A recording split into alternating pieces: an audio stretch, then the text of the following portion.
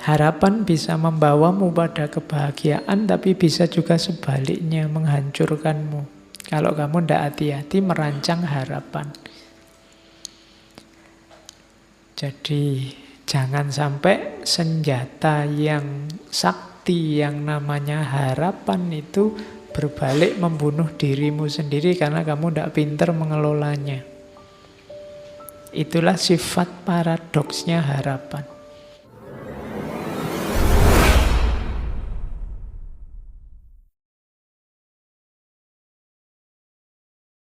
Ada teori lagi, sebenarnya harapan itu sifatnya paradok. Harapan itu sumber kehidupan, cuma hati-hati. Kadang-kadang dia juga sumber kehancuran. Kenapa? Mungkin di sesi ngaji apa saya pernah bilang, hanya orang yang berharap yang bisa kecewa. Ya kan? Hanya orang-orang yang berkeinginan yang bisa gagal. Jadi itu paradoksnya harapan. Jadi paradok itu sifat yang bertentangan, makanya kamu mengelolanya harus hati-hati. Harapan bisa membawamu pada kebahagiaan, tapi bisa juga sebaliknya menghancurkanmu. Kalau kamu tidak hati-hati merancang harapan. Jadi jangan sampai senjata yang sakti yang namanya harapan itu berbalik membunuh dirimu sendiri karena kamu tidak pintar mengelolanya. Itulah sifat paradoksnya harapan. Kalau kamu tadi tidak bercita-cita kumlot, tidak kumlot itu kan tidak masalah. Tapi ketika kamu bercita-cita kumlot, tidak kumlot jadi sumber kekecewaanmu. Kalau cita-citamu, harapanmu hanya lulus saja, kumlot tidak penting. IP berapapun tidak masalah, yang penting lulus. Kenapa? Cita-citamu hanya lulus saja. Tapi kalau cita-citamu IP, cita-citamu kumlot, lulus saja itu menghancurkanmu. Kalau kamu tidak bercita-cita punya pasangan, mbok jomblo sampai umur 40 tidak masalah. Tapi kalau orientasi hidupmu pasangan, pacar, dan yang sejenis itu, mbok sekarang kamu jomblo juga gelisah, susah, sumpek. Kenapa? Karena kamu target di situ. Kamu berharap di situ. Itu paradok harapan namanya. Dia bisa menghidupkanmu, tapi dia juga bisa membunuhmu. Kalau kamu tidak hati-hati. Maka aturlah harapan-harapan hidupmu secara masuk akal, secara cerdas. Rancang harapanmu paling tidak di 4 ciri. Yang pertama, harapan, berharaplah sesuatu yang dapat kamu capai secara rasional. Jadi secara rasional itu berharap yang masuk akal saja. Kalau kamu sudah semester 14, targetnya sudah nggak usah mikir kumlot, yang penting lulus. Itu yang rasional. Nah, ya. Kalau enggak, nanti hancur hidupmu. Gitu loh. Jadi berharaplah yang rasional-rasional saja. Yang terjangkau. Yang kedua, yang dapat kamu kontrol. Pancanglah harapan-harapan yang bisa kamu kendalikan, kamu tempuh. Itu loh. Misalnya kamu sadar bahwa suaraku itu jelek kok Pak, tapi saya cita-citanya penyanyi. Itu kan agak berat perjuanganmu kalau sampai ke sana. Jadi salah kamu mungkin milih harapannya. Kalau pencipta lagu tidak apa-apa, kalau penyanyi susah karena hubungannya sama suara. Nah itu harapan yang tidak bisa kamu kontrol, itu agak susah. Misalnya Kayak saya tingginya paling 150-an. Saya ingin cita-citanya jadi foto model yang tingginya minimal 180. Itu kan nggak masuk. Jadi yang bisa kamu kontrol. Jangan berharap yang tidak bisa kamu kontrol, karena kalau tidak, harapan akan membunuhmu. Terus, berharaplah yang menurutmu penting. Kalau ini ya benar bunuh diri, kalau kamu tidak penting kok kamu harapkan. Ya, wong kamu tidak minat, kok kamu masuk ke situ. Nah, itu agak bunuh diri. Jadi berharaplah hal-hal yang penting-penting saja, yang cocok sama passionmu. Jangan berharap yang bukan dirimu, karena kamu akan kesulitan mewujudkannya dan akibatnya kamu kecewa. Yang penting menurutmu apa? Bukan yang penting menurut orang lain. Karena kalau tidak nanti kamu kesulitan mewujudkannya. Setiap orang punya gaya dan model sendiri-sendiri. Yang keempat, ini juga penting. Kalau tadi kan penting menurutmu. Berharaplah sesuatu yang bisa diterima oleh masyarakatmu dan cocok dengan nilai-nilai yang ada di tengah masyarakat, nilai-nilai moralnya. Ini menentukan juga, karena kalau targetmu ternyata tidak cocok dengan masyarakatmu, kamu bisa kesulitan juga. Nanti harapanmu bisa membunuhmu. Ya macam-macam tidak cocok itu. Mungkin tidak cocok sama kultur sana, mungkin tidak cocok sama nilai-nilai yang ada di sana. Ya contohnya gampang lah, misalnya yang cocok sama masyarakat di kos-kosanmu, misalnya masyarakat sana menghendaki kamu kalau apel paling malam sampai jam 10 misalnya. Nah itu ya kamu jangan berharap lebih. Saya ingin ijtihad berlawanan dengan masyarakat, pokoknya apel itu ya paling tidak jam 12 lah, jam 10 belum dapat apa-apa. Misalnya, oh itu kamu akan kesulitan benar. Mungkin kamu punya argumen, punya dasar, punya dalil. Lo gimana Pak, saya sholat isya-nya sekarang selesainya paling jam 8. Nanti kos saya sama tempat apelnya jauh, bisa sampai jam 9. Kalau jam 10 harus pulang, ya belum ngapa-ngapain kita, baru say hello misalnya. Nah itu kan argumenmu, tapi masyarakatmu tidak bisa. Kamu kasih argumen itu, mereka punya tata nilai sendiri. Nah, harapanmu kalau tabrakan dengan maunya masyarakat, kamu akan susah juga. Hasilnya kesengsaraan juga. Maka rancanglah harapanmu di 4 ciri ini. Rasional, bisa kamu kontrol, yang penting-penting. Yang penting-penting ini juga menurut saya harus digarisbawahi. Tidak harus segala hal kamu patok harapan. Yang tidak penting-penting tidak masalah. Ada kan hal-hal kecil yang tidak tercapai juga tidak masalah, tidak apa-apa. Wong itu tidak penting meskipun kamu berharap. Kayak kamu kayak kamu main game HP itu kan asik. Kamu berharap menang, tapi kok ya kalah terus, ya tidak apa-apa. Wong cuma game aja loh. Kenapa? Tidak penting. Kamu tidak harus sedih, nggak harus marah, nggak harus nendang-nendang pintu karena kalah game. Oh, tidak apa-apa, wong cuma permainan.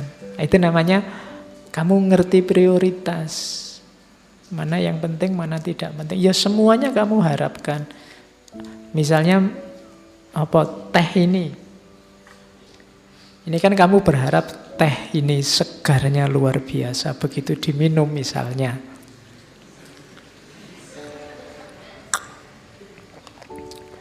Kok biasa ya? Misalnya, itu kan kamu kecewa. Tapi ya ndak apa-apa, wong ini ndak prioritas kok. Meskipun tadi aku berharap kan ndak masalah, ndak penting. Beda tadi sama urusan kuliahmu, sama urusan masa depanmu, itu kan jauh yang lebih penting. Jadi berharap, patoklah yang kamu anggap penting-penting saja. Dan yang terakhir, hati-hati dengan norma-norma dan nilai-nilai di tengah masyarakat. Karena masyarakat itu juga harus jadi pertimbanganmu. Mereka punya logika sendiri, mereka punya standar sendiri. Nah, komponennya harapan ada 3. Nggak usah dibaca definisinya, agak bulet. Harapan itu butuh yang pertama goals, tujuan. Yang kedua pathway, jalannya. Yang ketiga agensi, orangnya. Jadi komponennya harapan itu tujuannya apa, jalan untuk sampai ke sana apa, orangnya siapa yang berharap. Jadi orang yang berharap, jalan menuju harapan, dan targetnya harapan itu. Itulah unsurnya. Nggak ada goalnya, namanya bukan harapan. Kalau nggak ada jalannya, bukan harapan tapi lamunan. Tamanni kalau dalam bahasa agama, angan-angan. Seandainya ya tiba-tiba ada uang sak karung jatuh di depanku, nah, itu namanya bukan harapan, tapi lamunan, angan-angan. Seandainya ya tiba-tiba ada artis Korea datang padaku menyatakan I love you, nah, itu lamunan. Kenapa lamunan? Pathway-nya ndak ada. Jalan yang bisa nyambung dirimu dengan tujuan itu ndak ada. Wong kamu bahasa Korea ya ndak bisa, duit untuk jalan-jalan ke Korea juga ndak bisa, nonton show-nya Korea juga ndak punya uang. Jadi jalannya ndak ada, untuk ketemu ndak ada. Nah itu ndak ada pathway-nya, maka namanya angan-angan. Untuk lengkap disebut harapan, jalannya ada, strategi menuju ke sana ada, goal-nya ada, tujuannya ada, dan orangnya juga mau. Jadi ini harus lengkap. Kalau tidak ada orangnya Pak, ya sama aja bohong. Ada jalannya, ada tujuannya, orangnya yang berharap tidak ada, ya tidak jadi cerita. Jadi itu 3 komponennya. Penghalangnya juga ada 3. Yang pertama emosi, yang kedua stresor, dan yang ketiga surprise event. Kalau emosi jelas, emosi-emosi negatif itu mungkin menghalangi jalanmu mewujudkan harapan. Jadi kamu terburu-buru, atau kamu males, atau kamu ngamuan, atau kamu merasa minder, atau kamu terlalu pede, itu kan emosi-emosi. Itu sering jadi penghalangnya harapan. Cita-citamu segera dapat pasangan, tapi kok iya mentalmu minder. Kalau ndak ada orang aja kamu postingnya, teriak-teriaknya selalu tentang perempuan, pasangan, tapi begitu ketemu nderedek, grogi, ndak bisa ngomong, ya sama aja. Emosi ternyata penghalangmu. Yang kedua stresor. Kalau stresor ini nanti berpengaruh ke emosi, tapi stresor itu sesuatu yang menghalangi, yang menekanmu sehingga ndak bisa mewujudkan harapan. Kayak kamu pengen cepet lulus tapi kok ya kamu kerja. Kerja ini kan jadi stresor namanya, membuatmu stres. Jani pengen cepet lulus tapi kok ya harus kerja ya. Nah itu kan stresor namanya. Pengen jadi orang soleh tapi kok ya susah yang ngaji itu ya, misalnya. Itu kan ngaji jadi stresornya. Jadi penghalang harapan itu emosi, stresor, dan yang ketiga surprise event. Kalau 1 dan 2 mungkin kamu bisa ngatur, tapi yang ketiga ini susah. Surprise event itu, hidup ini kan serba tidak terduga. Kamu sudah niat-niat pokoknya sampai saya lulus S2. Jangan sampai ada pacar, jangan sampai ada perempuan atau laki-laki yang mengganggu.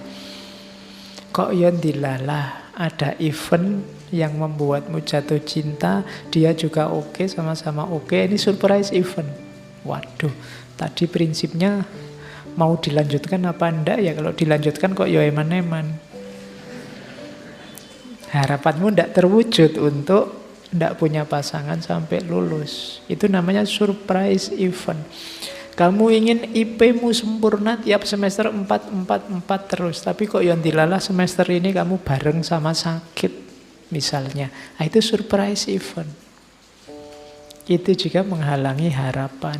Banyak peristiwa-peristiwa yang tidak terduga. Jadi, ya kayak kamu mau berangkat kuliah itu loh. Sudah kamu niati berangkat pagi-pagi, kok yon dilalah naik bis transnya mogok misalnya. Jadi kalau ditanya dosen, mogok pak, mesti gitu. Itu trans mogok itu surprise event. Jadi peristiwa tidak terduga. Oke. Ya nanti kalau kamu nulis surat izin ke dosenmu itu, mohon maaf saya tidak bisa masuk hari ini pak karena ada surprise event. Jadi ada peristiwa tak terduga yang membuat saya tidak bisa masuk kelas. Nah, ya, karena hidup itu kan tidak semulus rencana kita maunya ke sana, ada surprise event. Kamu nembak dia malah yang kena temennya misalnya, itu kan surprise event. Jadi itu penghalang harapan. Kayak kamu dulu mungkin zaman SMA terus mau kuliah, kamu membayangkan, wah besok kalau saya di Jogja mau jadi mahasiswa yang soleh, tiap hari ke masjid, nanti apalan ini, tahajud, rajin, ngaji. Begitu jadi mahasiswa, lupa semua. Kenapa? Banyak surprise event, Pak. Jadi banyak peristiwa tak terduga yang semakin jauh dari cita-cita. Oke, ya sama kan saya sering mengilustrasikan kamu waktu kecil dulu, waktu ditanya cita-citanya apa? Jadi dokter, jadi pilot, jadi guru gitu kan. Lurus, tapi bukan peristiwa macam-macam. Banyak surprise event, sekarang kamu tidak bisa jawab lagi kamu ingin jadi apa. Ya.